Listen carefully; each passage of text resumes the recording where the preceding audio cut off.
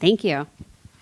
My name is Ashley Klein. I am currently acting as the Elementary Dean of Students for St. Mary's Area School District. I'm just transitioning to that role this year. All of us are part of our core team at Fox Township Elementary School, and we work together to implement and facilitate our PBIS program. So I'm going to let the other ladies introduce themselves, and then we will fill you in on what our presentation's about. My name is Amanda Vollmer, and I am currently an instructional coach in our school district, but previously I was our math interventionist, and before that I taught 5th grade at Fox Township Elementary School. Hi, I'm Hannah Platko. I am one of the 2 school psychologists that our district employs, and I work at all of the buildings and was part of the core team Hello, I'm Becky Pisner, and I'm the school counselor at Fox Township Elementary School. This is actually my first year in the St. Mary's School District. I was at a previous neighboring town as a school counselor for many years prior to that, so I'm excited to be part of the school district, part of the core team, and the counselor at Fox. So today throughout our presentation, our goal is to use reinforcers throughout our presentation, similar to the way that we reinforce behaviors for our students. So we will explain our system a little bit more, but you'll be able to see our voice level expectations up here, and then our classroom expectations over here. So as we see you interacting with those expectations, we'll come around and we will reinforce those behaviors the same way that we ask our teachers to do with our students.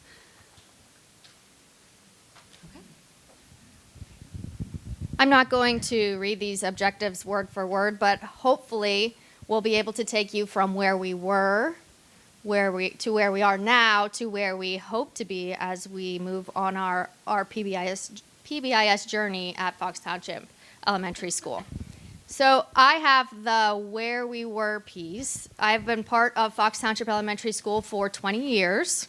I know I don't look like I've been teaching for 20 years, but I have been. So I've been at our school the longest. And when I first started, I was a 5th grade teacher. And we did not have any kind of school-wide behavior system. And so the teachers got together and they said, we need something. And that something that came to our school was PROUD.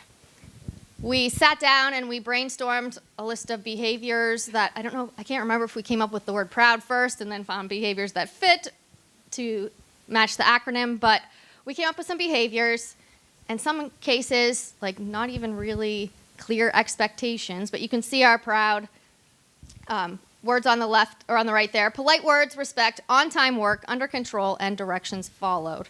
So we reference PROUD a lot, and then we would take the PROUD letters away from students who did not meet one of those criteria. So we had students who were consistently losing their O for on-time work because they have a terrible home life.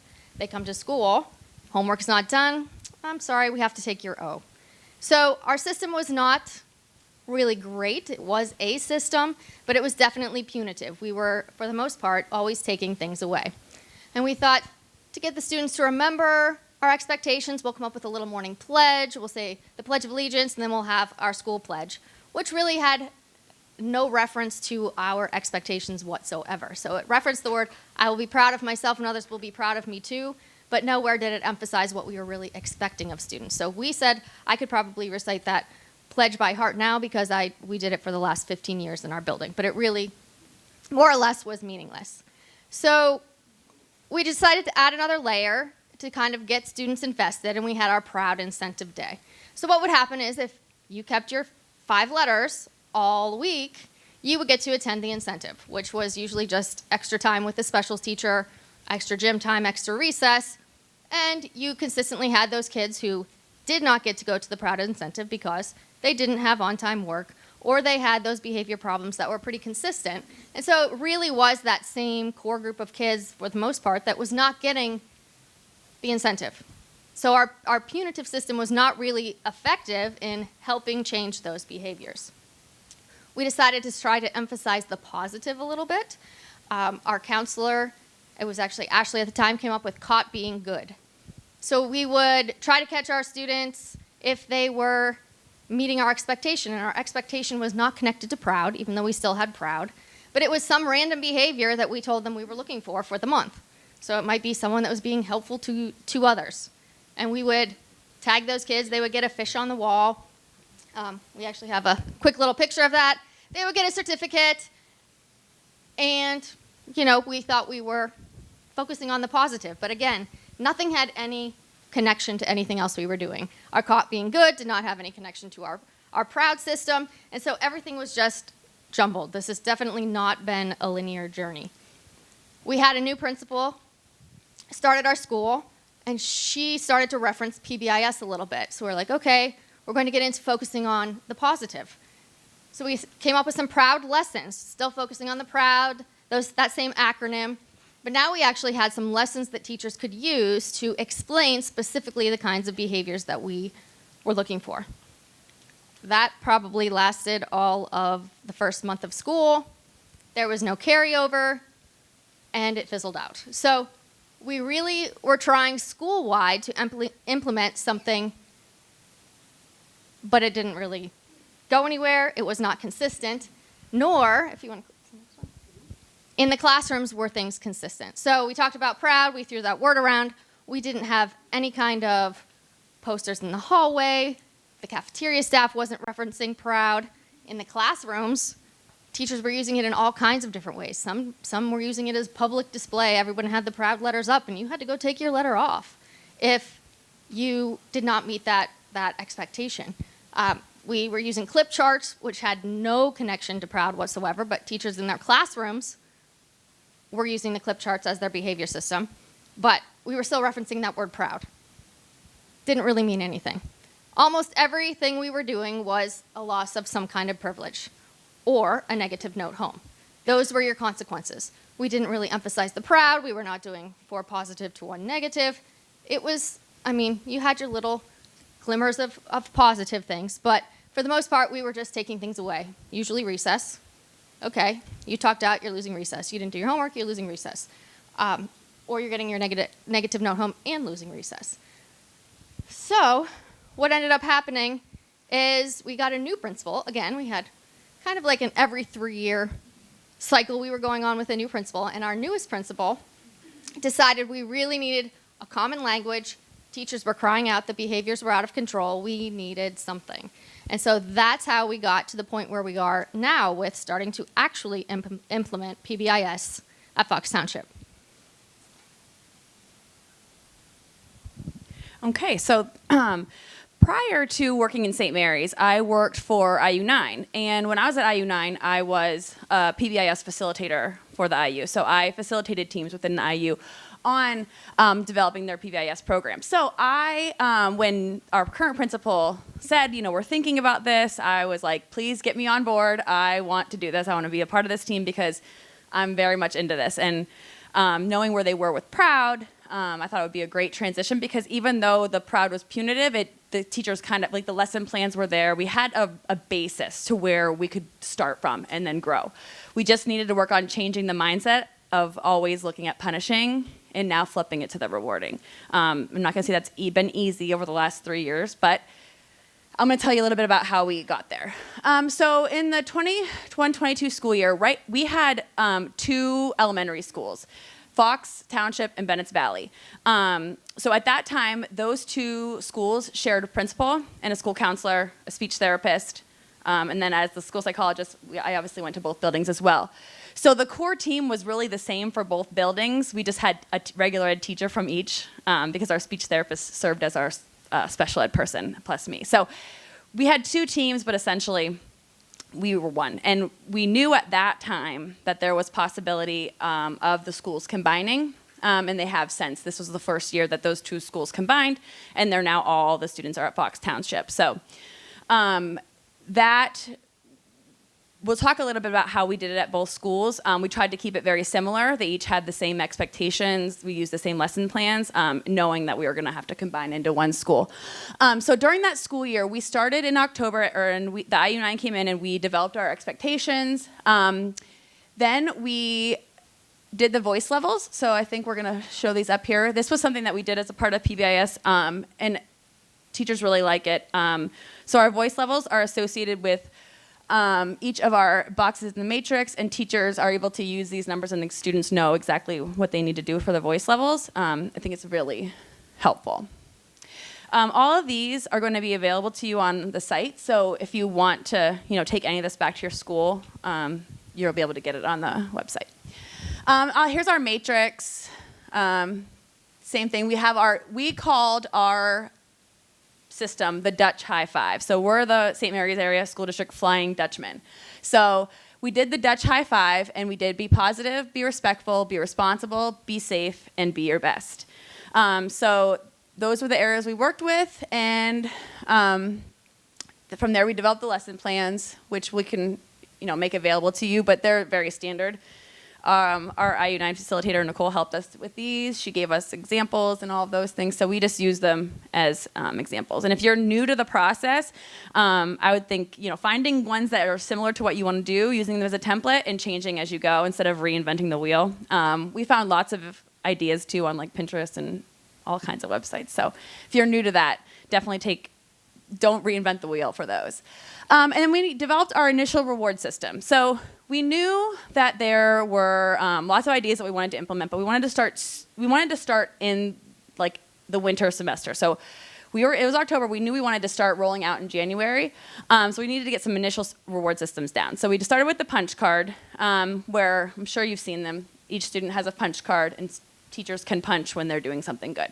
So we started that January and just did a brief presentation to the staff and said, this is what PBIS is. We're going to trial this out. And I think it really did help. I think it was kind of a slower rollout, and it got their feet wet for the following school year when we decided to roll out fully. Okay, so the 22-23 school year. So this is last school year. We fully implemented at both schools. There are 2 separate schools at the time as well. We got our principal and our administration. Number one, that was having the backing of the administration and finding the funding for things such as Swiss was key. I've been in other schools where we don't use Swiss, and you try to track behavior with just like Google Sheets and things like that, and it gets a little bit difficult to really analyze the data. So I would definitely really encourage the administrators to get Swiss, because it makes it so easy, and we're going to show you a little bit later how we roll that data out to teachers. It makes it really easy for the mass distribution of the data. So we shared the data, and then we did start to talk about additional rewards and how we're going to bring those out. We are going to talk more about the magic spoon, and we have some special lunch things that we do that people might find interesting, because lunchtime behavior seems to be sometimes difficult. So we have some ideas for you for that. So last year, we finished up with, we did the BOQ. Our facilitator and I did walkthroughs of each of the buildings to see, because our goal this year would be for next year to get recognition. So we conducted that and did an informal walkthrough, and really what we decided that we really just need to work on is just using common language for our students and pushing that, using the Dutch High Five, making it a part of our day. Make the Dutch High Five language that the students use, because I think that's where we struggled, is the kids and the teachers were having trouble rattling those off. So, thank you. So as we were passing out candy, that is serving 2 purposes. That shows you how during class time teachers can immediately reward positive behavior to their students with their punch cards. We got like fancy little hole punchers that our principal bought us, and the teachers are like, stopping and having these kids pull their punch cards out of the lanyards is so hard. So teachers have come up with their own ways of doing that. Some of them have a hole puncher that the kids go use at a certain time. Some of them just put initials on. Some of them use a marker. They're really kind of starting to put their own touches on it. So as we're passing out the candy, that shows you how the hole punches are used, but also your candy wrappers have a sticker on them. And that's to represent our Golden Fox Club. So our students are rewarded a golden ticket for showing our PBIS behaviors and our Dutch High Five expectations at an above and beyond level. And so where we're at now is we're really trying to get students to understand why they're being given these rewards. So when they bring their golden tickets down to the secretary, she'll say, "Oh, what did you get this for?" And the hope is that the kids can say, "Well, I was extra respectful because somebody dropped their books in the hallway and I picked them up for them," so that they're connecting that behavior with the reward. It's just your basic Principles 100 Club. When they get bingo on the board, there is a mystery reward. And sometimes it's lunch with the principal, sometimes it's popsicles at the park. Whatever our principal comes up with, that ends up being the mystery reward. And we also have a mystery prize hanging up here as well. Someone will earn that at the end of our session. So save those golden tickets that you get. They have a number on them. And any staff member in the building is encouraged to hand out golden tickets. I forgot to mention that part. Transitioning to the cafeteria, we were really struggling with our cafeteria behaviors. It seems like the staff members that are assigned the highest number of students are the people with the least amount of experience with classroom management strategies. So our principal came up with the golden spatula and the golden spoon. When we were two schools, one school only used one because it was so small. Now that we've merged, there's about 2 grade levels per lunch period. So that's like 4 classes of students. So originally the program was designed that the golden spatula was first place. The class as a whole that had, followed the Dutch high five expectations to the best ability got the spatula, and then the runner-up was the golden spoon. They're not differentiated on the wall though. So when they earn 10 either spatulas or spoons, then their classroom teacher offers them a reward. There are some teachers who are really good at planning rewards and other ones feel stressed out by it. So at faculty meetings, we try to encourage sharing your ideas. So some of the things that they've done for the winners are that they have had a camping day where they got to bring in camping supplies to their classroom, like sleeping bags and stuff. They've had pajama days, hat days, bring a stuffed animal, extra recess, all kinds of creative things. It is definitely a work in progress. It's not perfect, but we have seen improvements, especially with the little ones. I personally have a kindergartner right now, and he comes home every day and he's like, "Guess who won the golden spatula today, Mom?" And so just getting that investment and they're excited about it at that young age, you do still see some improvements. So before I moved into this position, I was the school counselor, and I was the person who would take our notes at our PBIS data team meetings. And I was really leery about acting I didn't want my teachers to feel like I was giving them a directive. But I had so much information from our data team meetings to share with them. So I came up I'm a step ahead. Let me rewind. Our information sharing for our parents. We wanted to try to get our community outreach out there. So we started giving parents information at our open house. So we did this parent high five where it's just a sign and we have some note cards and markers and envelopes. The parents write a little note to their student, put their name on the envelope. We give them to the teachers, and if their kiddo is having a day where they're just struggling, the teacher gives the kid the note from their parent to cheer them up. We also have just the explanation of what our PBIS program is. That goes out to our parents so that they know the language that we're speaking at school and the programs that we're using to reinforce these behaviors. And then we came up with this tiers of support. This incorporates more than just our PBIS program, but it's all of the resources that we have available at each tier to try to support students in their behaviors. And then for stakeholders, our school board we've had kind of a tumultuous year with closing a school. It's been difficult, and our school board took a lot of heat for that. And we I have always, like, it was handed down to me as a school counselor. School board appreciation is in January. We've done a gift for our school board to say thank you every year. And I did a little lesson with the kids so they knew who our school board was. So this year, last year when we did this, we wanted to show them the program that we were using. So every kid did a handprint and put their name on it. And then we divvied them up to the different school board members.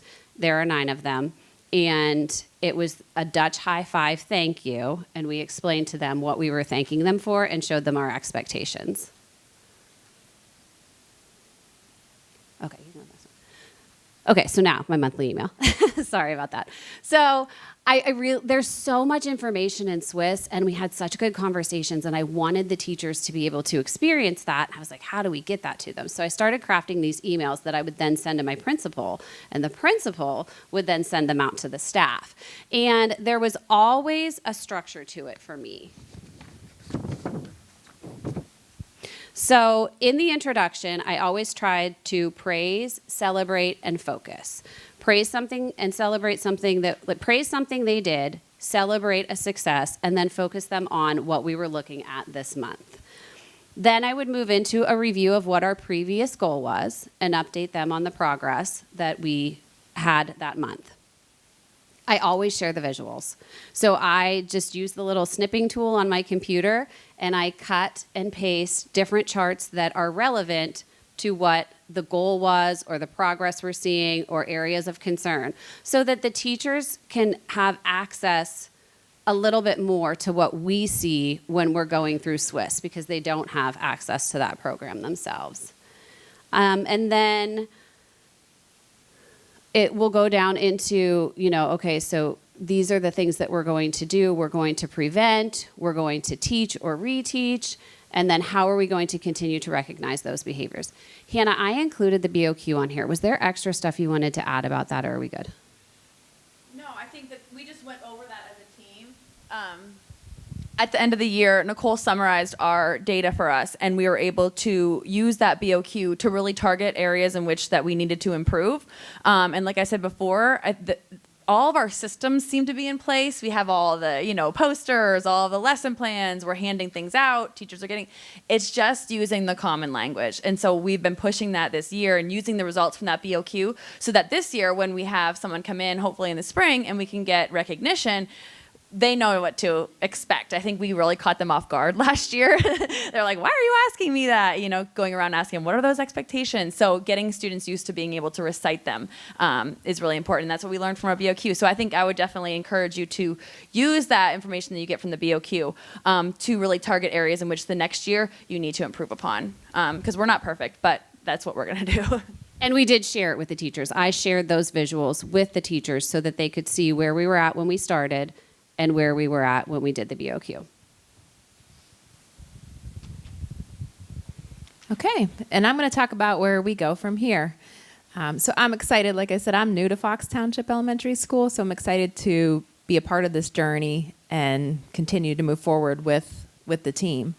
So we have a great foundation built already at Fox Township Elementary School, and our goal is to continue to build upon that.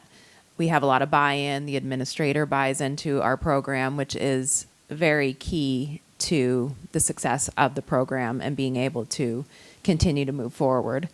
We have the reward system, like Ashley had talked about with the golden tickets, and we would like kids to understand why they're receiving the golden tickets. Like she said, they bring them down to our secretary.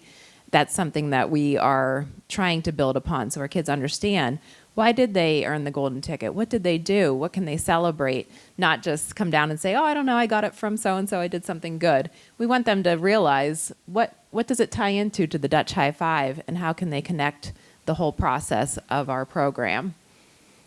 We also have, I'm impressed by the community and family engagement that we have at Fox Township Elementary School. It's actually amazing to see how many parents want to help out. We had our open house and put out a list of who would be interested in helping or chaperoning field trips. And I feel like almost every parent that walked in was putting their name on the list and wanting to be involved. So we feel like that is a key component that we would love to build upon and bring people in from our PTO or the community and engage them in this program as well. Some of the things for community and family relations that we noted, Fox Township Elementary has been doing Alex's Lemonade Stand and a carnival for a lot of years. And I know Amanda had made mention that she's actually been a part of Fox the longest, and it's kind of near and dear to her heart. So I'm going to let her talk about some of those things. So again, although these were not necessarily PBIS events that we were holding, we're hoping that because we already have this foundation with these events, that we'll be able to draw in the parents and connect to our PBIS expectations. But just a quick overview of Alex's Lemonade Stand. I don't know if anyone's ever heard of it, but it is a foundation that raises money for childhood cancer. And one of our first grade teachers in 2011 lost her son to brain cancer. At that time, he was also a kindergarten student in our building. And so since that point, we have been fundraising for Alex's Lemonade Stand. And we have made that kind of like a family and community event at this point. We had drive-through lemonade stands where the community could drive through and we would sell cupcakes and they could pick up a cup of lemonade. We set up our outside lemonade stand during primary voting day. So the people who vote next door at our community center can come over and get some lemonade. We have lemonade at lunch. We have done some special events where kids can put money in cans, and then we have a big celebration at the end, and maybe it was whoever had the most money could pie the teacher in the face. So we've done lots of fun things with Alex's Lemonade Stand, and hopefully we can start to incorporate some of that PBIS language with our families and community as we hold those celebrations. And our final celebration for the community with Alex's Lemonade Stand has transitioned into a community carnival. So we went from some little school-wide activities to actually inviting the school and community to come to our carnival.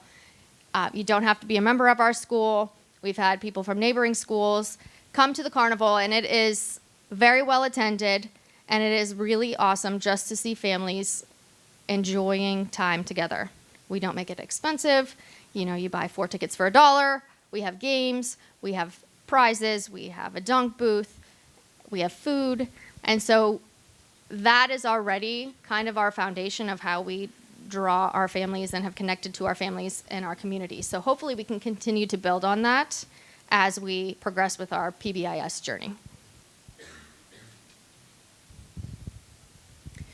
And we already have tremendous support from our PTO as far as even like some rewards. They might support some of the principal things that Ashley was talking about as far as like getting the ice cream or prizes. So it is amazing to see the support that we have from parents and our PTO and our community. These are pictures of what our PTO does. This was the start of the school year. They decorate the front of our school and get it all exciting for the kids to come back. This was for kindergarten orientation when the kids came in to meet their teachers and take a little bus ride. They had a little place for the kids to come get their picture and just make it look very cute and inviting. So they work very hard to help us. We also started some PBIS subcommittees this year. They were in the works last year where the core team was working towards building up the program. Ashley put out a survey to our staff to see, who would be interested in being a part of a subcommittee, who wants to be further involved. They replied what they would be interested in, and she divvied them up, and we just got these going this school year.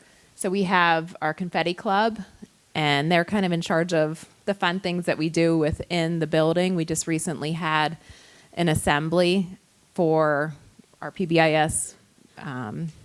We recognized the kids who got like the most golden tickets. They got to participate in a little relay race that they set up, and we gave out some prizes. So they're going to continue to build upon that and have assemblies and just fun things. Right now we have baskets of prizes that the kids, once their punch cards are full, the teachers let them bring them down, and they're putting in buckets of what they want to chance on. And those prizes were all donated as well. We have a fundraising committee that has started trying to generate some ideas to raise funds for our program. A faculty recognition committee. Amanda's actually heading that committee. And at our most recent assembly, we drew some names for teachers to recognize them, to get like lunch delivered to them, assembly coverage, like have somebody cover them so they can go and maybe have an extra prep or just decompress for a little bit. So we're trying to recognize our staff as well. We have a responsiveness committee and a family participation committee that we're working on. We'd also like to maybe bring in some members of our PTO, some community members in to some of these subcommittees as we continue to grow and be on this journey. We also have a project that came to light. We just started it this year. It's a sensory room. And that sensory room has like a dual purpose at this point. We were lucky enough to receive a grant through our community. We have what's called a Family Resource Network Collaborative Board. And it's a board that has a group of people from like different social service agencies, representatives from the schools in our county, and we all collaborate together and discuss just things that we need in our area. And as part of that board, there's a committee called the Systems of Care Committee, and they had funding out for sensory room projects. And we were fortunate enough to get a $6,000 grant to start a sensory room. And within that sensory room, we'll show some pictures here in a little bit, we decided to make it a dual purpose room. So the one part of it is it's a calming room. It has a space where kids can come. You know we have lots of kids with trauma or are having a bad day or mental health issues, and they need a place to be outside of the classroom. It's not when they're highly escalated or anything like that, but it's a place that we can take them and monitor them, whether it's myself or we have like a life skills teacher, emotional support teacher. They have some aides that work with them. They are actually signed up for times to take some of their students to and use this room. So we have that purpose for it, but we're also tying it into our PBIS program and using it like as a tiered support system and using it as a reward also. So we have sensory room like bins that we haven't gotten those out to the teachers yet, but we're going to develop bins that kids can use. We have a calming corner in the room, and then we're also using the sensory room. And then we want to use it, like I said, as a reward system. And within the room, there's like a calm area, but then there's also like an active area where the kids can release some energy. So we're lucky and fortunate enough to have received that grant and be able to, tie it into our PBIS program, but also use it for kids who are struggling. And this is just a thank you of who the grant came through. And here's some pictures of our sensory room. So this is kind of the relaxing corner. We have the little tents, and that's a weighted dog, like a weighted stuffed animal. And then we have, it's like a little jumperoo. It's almost like a big tire that they can jump on. It's on the other side of the room.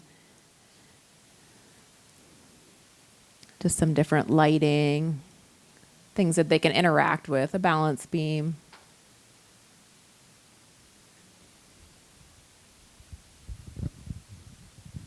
So as we move forward, we always want to keep improving, and we are hoping to continue building upon the reward system.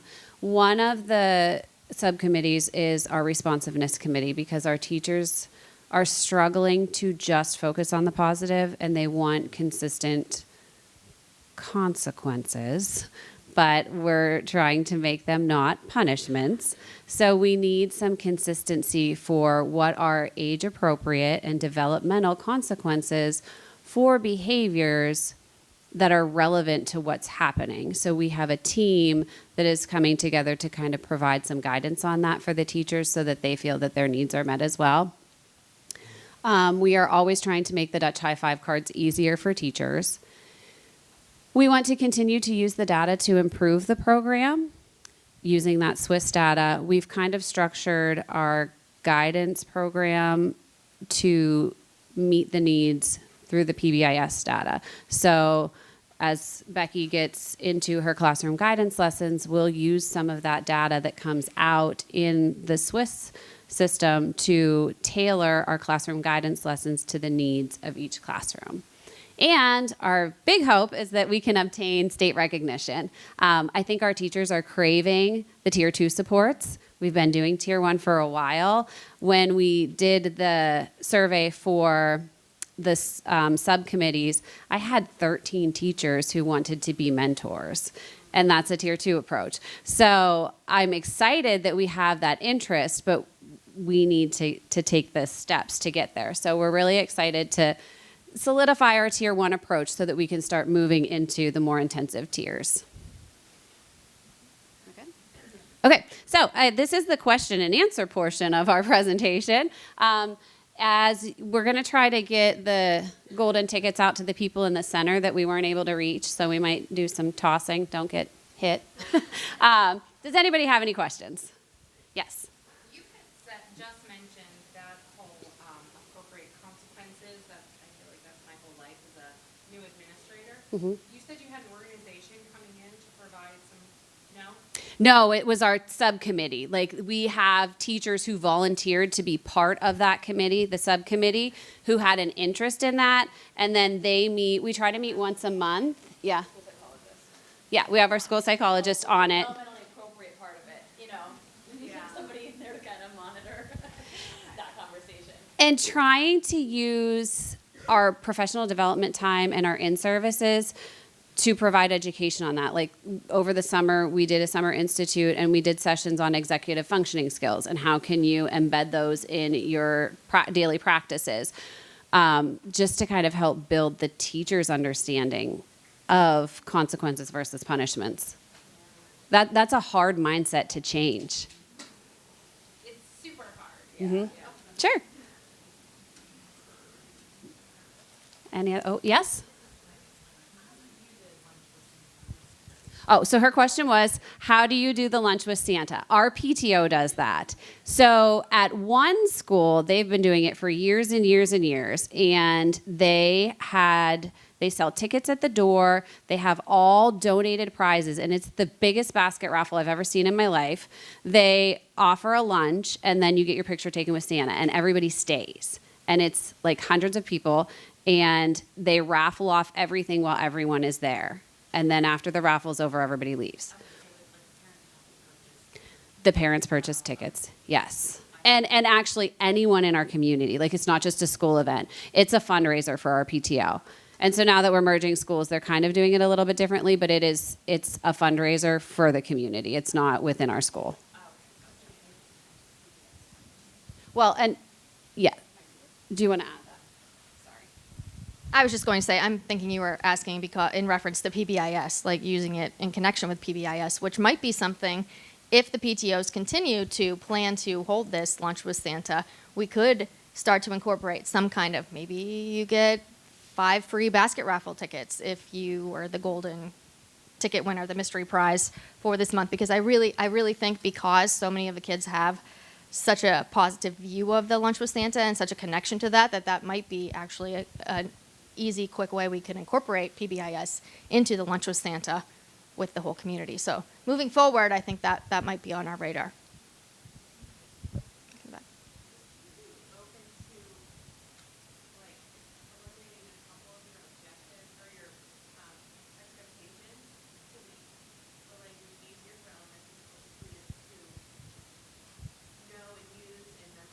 So instead of 5, we've actually been talking about that. She says, "Oh, I wish we wouldn't have done this one," and Becky came from Johnsonburg, and I think they had 4, and so I don't know. We haven't discussed that as a team, but we've definitely talked about that fact, and I do think, I mean, when we're talking about elementary kids, 3 by far would be easier than, I see lots of head nods, would be easier than 5. Our 5th one is Be Your Best, and that one trips people up, and it trips me up too. So I think that's the hard one. But it's like we have it all made. We do. And I struggle too with respect. Like, when I was the school counselor, I had to do lessons with the kids and explain that respect looks different in different cultural settings. So what's respectful to me might not be respectful to someone else, and how to, like, it's very hard to define that in a behavioral expectation system. The problem that we ran into is that it was good that our administrator wanted to give everyone a voice because we felt like that helped with buy-in. But when you give everyone a voice, there's so much feedback. How do you cut back on what you're doing? Like, my pet peeve is that on every one of our matrices under safety, it says, "My shoes will be tied." I don't know why that's on our matrix, but it was something that was very important to someone along the way. And so it became a non-negotiable, and it just, that's what it is. And it's there. And eventually, I think maybe we'll fine tune, but for now, we're still in such the early rollout of this that I think we go with what we have. It's what everybody kind of agreed upon together, and we have to compromise a bit. Another thing I would add is that I think we kind of, I don't know if Nicole would agree, but we kind of rushed that initial stage. We really wanted, I don't know why, but I think it was like our principal's like goal to get it out by January. And I think if we would have had the full year to really dive in, I think we were like, okay, these look good. All right, let's go send it out. Everyone's happy. Let's get the posters made. And now looking back, I think that might have been something that we should have just took the full year, really fine-tuned everything, looked at every, instead of rushing. So I would just, if you haven't yet started implementation and you're getting it to go to that year zero and do your trainings, really like take your time, because once you have them, you're kind of stuck for them for a few years. Yeah. I know you guys mentioned a lot about your PTO and things like that, and I'm not sure what the demographic of your district looks like, but for districts that are predominantly, the district we're in, predominantly lower class, with the vast majority of our students receiving free lunch, PTO has no money, what are suggestions do you have for rewards or buy-in from the community that don't involve families having to spend money? I'll let them talk to this. I will say, though, coming from different districts, their PTO at Fox is unlike anything I've ever seen. We are very low income, and we're free, like very low income, but somehow this PTO really. Yeah, we're rural. We have a high population of free and reduced lunch recipients, but for some reason our PTO is very successful. It really speaks to our community. Like, when they spend their money, they spend it on the community. I am on the fundraising committee with one other person. It was our least popular committee. I have found that you can find private funding for school stores or tangible items like reinforcers, like Donors Choose projects are focused on things that you can order from a store and then give to a kid. Aside from that, so now that I'm between two buildings, the new principal that I'm working under, she has spent title money on PBIS. So there are federal programs that will support PBIS and funding for it. And I think once you obtain recognition, then you also become, I think, like more funds become available to you possibly, or no? I don't know. Not sure. But yeah, we've really just been kind of doing like stuff, the money that our principal has budgeted for our building for incidentals and donations. If you can connect with local stores, our local Walmart donates ridiculous amounts of things to our schools. And they're fun things. They're like, pencil pouches and fancy notebooks and planners and hand sanitizers, just stickers, cute little things. So if you have stores around you that you can reach out to and say, like, if you make donations, please consider our school. Those sorts of things for reinforcers are helpful too. But a lot of times with the kids, like, Nicole gave us just lists of reinforcers that don't cost money, like the kids who get to pick where they want to sit, or sitting behind the teacher's desk, or I'm allowed to chew gum, just little things like that, or attention, like I get to play a game with the principal. You can do non-tangible rewards that don't cost money too, if you're working on building those relationships.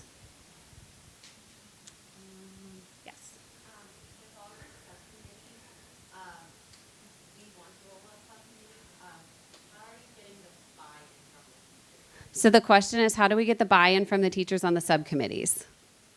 Who wants to answer that? Like offering up their time when they're already frustrated with. So in our schedule, our teachers have 20 minutes in the morning where most of them don't have a duty. It doesn't count as their prep time. It's just like an additional 20 minutes. So we put out a survey that said, if you want more voice in our PBIS program, you can choose from these subcommittees. And they just clicked whichever ones they were interested in. And then when I did it on a Google form. And then I just did it so that each person was only participating in one. So if they voiced interest in more than one, I put them in one so that everybody had something they preferred, and I only asked the people who responded to be on those committees. And then we just sent out Google invites. Amanda actually sent them up. We strategically made it so that each committee was only meeting one time a month during that 20-minute time period.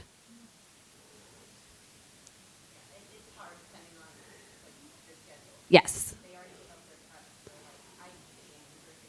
Right. Yes. And that's where the administrator comes in as being so important to the success of a PBIS team, because that might be something that you advocate for. Like, is there anywhere in our schedule that we can come up with, like, you know, if we structure things differently? We structured differently this year with our morning duties. We used to have people on duty in the gym, and now we had them, no. They could pick now if they want morning duty or afternoon duty, and instead of everybody keeping their students in their classroom for dismissal, now we do bus rooms. So only certain people are on duty, and then they got new time. There's mixed feedback on that, and it was definitely a change, and change is hard, but it frees up a little bit more time for the teachers. Yes, all the way in the back.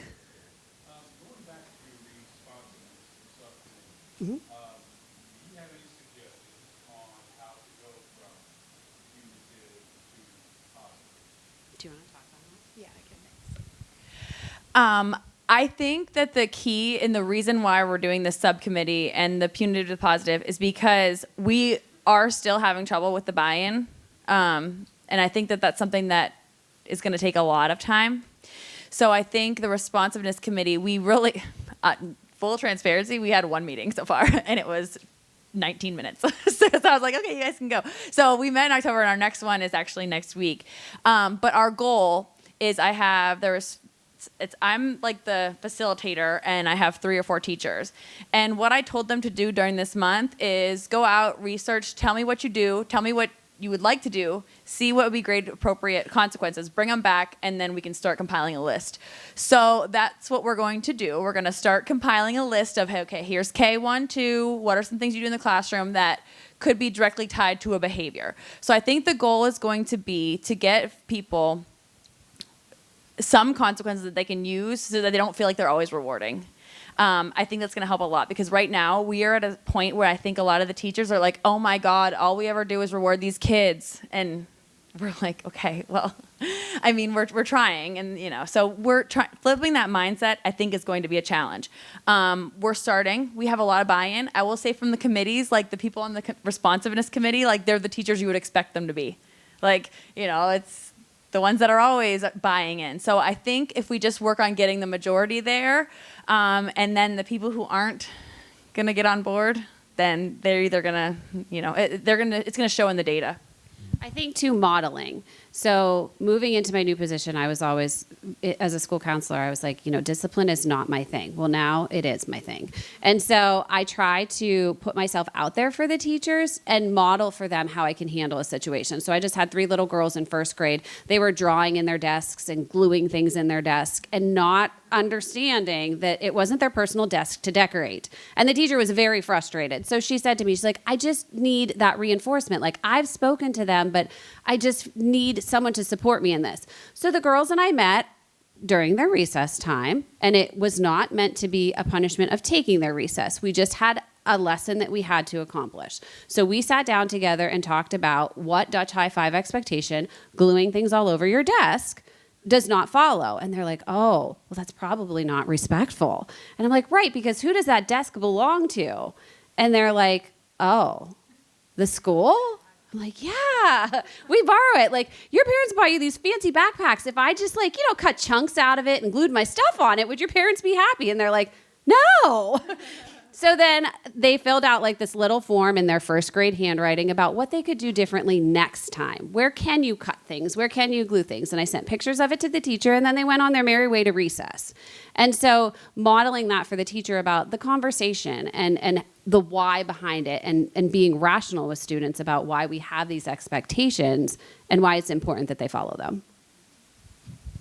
Just one more thing to add to that is helping the teachers to understand that their consequence should be, it should fit the behavior. You know, the consequence isn't just taking away 5 minutes of recess because they did something bad. They did something bad, so let's try to either restore the environment, let's try to figure out what we need to do, figure out an apology. I think if we get our teachers, and it's going to take time and even mini lessons, I know, you can send out quick emails of examples of things that will tie to a behavior, but really trying to tie the behavior and the consequence so it's not just you lose 5 minutes of recess. So it needs to make sense to the kid in order to work. And I think as teachers start to do it and start to see it work, to see that interaction, that's mind-blowing. So. Kind of a follow-up to the subcommittee question. So is that on a volunteer basis at this point? And what was, because we kind of have a 14 where like 10% of us are doing 90% of the work. What was your kind of, your percent of teachers that wanted to be on subcommittees when you reached out? Was it a high percentage or low? We have a very small district, or a very small school. So what percentage? It was probably. We only have 2 of every grade level, so there's 12 grade levels. The special education teachers didn't respond as much, and we only had 2 homeroom teachers that didn't. So a lot. And they were all willing to do Yeah. That's unusual, I would say, definitely. But I think it's that small school. There was the merging. The tensions have been high in our district. Let me tell you, if anyone's went through like a school closing, we've been on the news. I mean, it's been a rough. So yeah, it's hard for everybody, hard for administrators. I think a lot of the teachers at this building are craving to find a community and make each other. So I think that that's part of why, they are so willing to, let's get this working. And I would say even if there's not a large percentage, just finding the ones who will and running with it. That would be my only suggestion on that part. Yep. I actually don't have a question, but I don't normally say this idea, but it works really well at our school. Our administrator uses half of our faculty meetings for subcommittee time, and every one of our subcommittees is PBIS related. So we do faculty meeting, and then we break into our committee, so no time is being taken from anybody else. If you can get your administrator on board, it's possible to get that time when everybody is involved. So. That's smart. If anyone didn't hear that in front of the camera, she said that they use their administrator lets them use faculty meeting time. So 10 minutes or 30 minutes, and then the last 20 minutes or whatever is time for subcommittee. So that's a good idea to get a start on that. Thank you for sharing.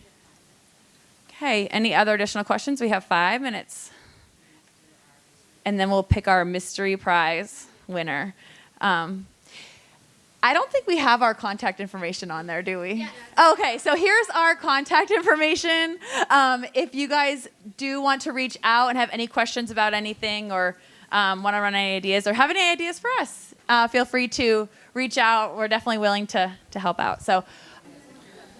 All right, so thank you very much, St. Mary's team. I think this is a really great example to share of a school and school district that had something going, and you've been revising and working through it and making changes. So I hope that's really encouraging to you as well. I love some of the things like thinking about these restorative practices and thinking about maybe some function-based responses that are grade and age level appropriate. So knowing that this is going to evolve for your school over time, I just love that you guys were able to provide that you had systems and you had to kind of change, and it's still a work in progress. So thank you for doing that.